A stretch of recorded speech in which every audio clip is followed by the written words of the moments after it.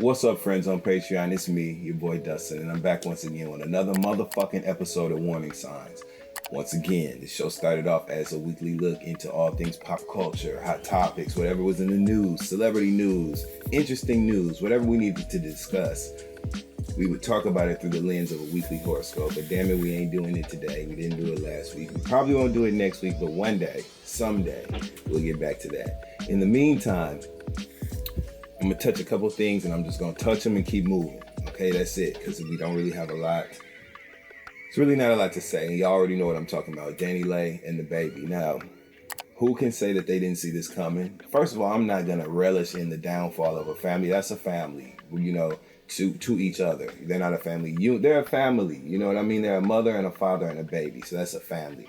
Whether they are each other's only families is a different conversation, but they are a family. So I'm by no means laughing at them. I'm by no means encouraging them to split up and tear their family apart and, put all their business out. They did all that shit on their own. I just saw what they said. And it was fucked up. Don't nobody want to be called the things that the baby said about that girl. And, he's doing damage control because he's obviously already on thin ice from that shit, from him running his mouth and rolling loud. But see, this is my thing on this whole situation. I think it's fucked up, and he obviously hurt her feelings. You know what I'm saying? She obviously was hurting his feelings, putting her hands on him, cussing him out. And then he was calling her a side bitch and all that other stuff. That's humiliating for somebody. And she was crying. Her feelings was in it, because then she posted all them stupid ass, pointless ass pictures and videos on Instagram. This is all I got to say right here, though.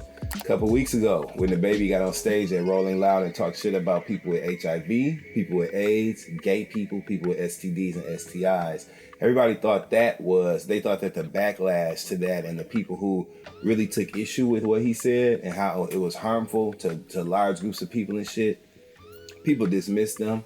They said that they was tripping, they was pushing their gay agenda, going too far, cancel culture this, cancel culture that, blah, blah, blah, trying to take a black man down, all this other shit. And they really rallied around the baby in the face of, or under the guise of, expressing some sort of upset or a bad feeling about the fact that when people and celebrities, when I say people and celebrities, say something harmful to gays and there's a reaction from the gay community, there's usually some sort of accountability present and some sort of performative display of, accountability. Shit, they'll say, issue a statement, oh, I love the gay community, I didn't mean that, blah, blah, blah, blah, blah. And then somebody try to take opportunity from them, whatever the fuck. That's then pissed a lot of people off.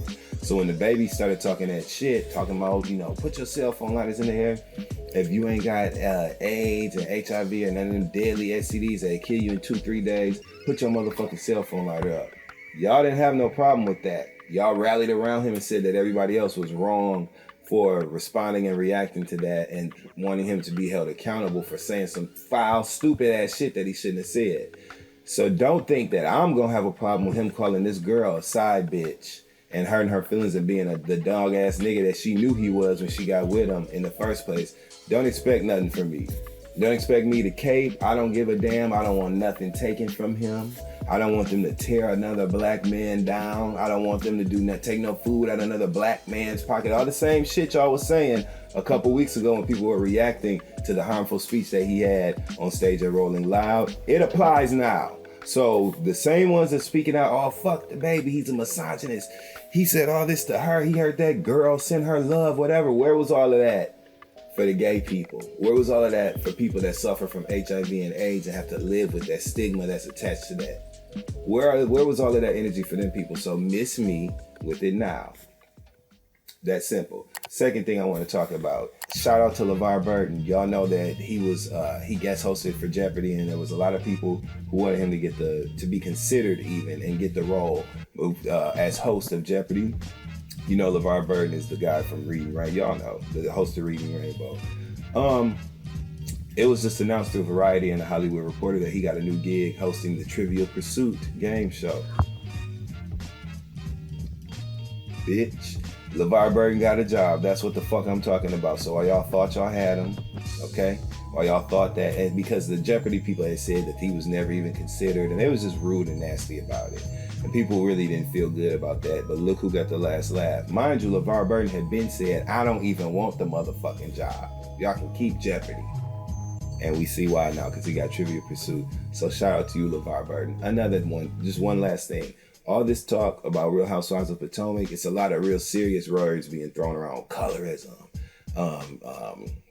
body shaming. Like, it's a whole bunch of shit being thrown around by fans who were not there seasons 1 through 5. If you just started watching in season 5 and season 6, and if you can't really identify with that group of women, stop talking about it. And you know exactly who I'm talking about. Stop talking about the show. We don't need y'all talking about black women and their issues on this show, because you don't know nothing about what you're talking about. You're just a Housewives super fan that's got a blog, and I talk about the Housewives, and now you feel like you can opine on these things like colorism that are really serious and really relevant in the black community, a real experience that we deal with. So watch your mouth.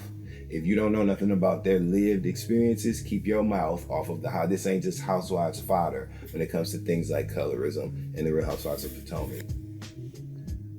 So that's all I had to say this week. I love y'all. Love you the most. And I'll see y'all next time for Warning Signs, which hopefully next week will be about the damn horoscope. So, bye.